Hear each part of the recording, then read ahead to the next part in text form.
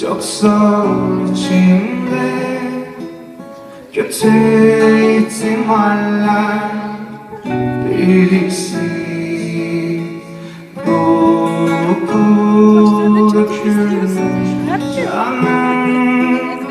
Yanar yanar ısıtmaz beni, durmaz yar üzeri. Kötü anılarım susar bak kanar gülüşlerine. İçim hayırsızım.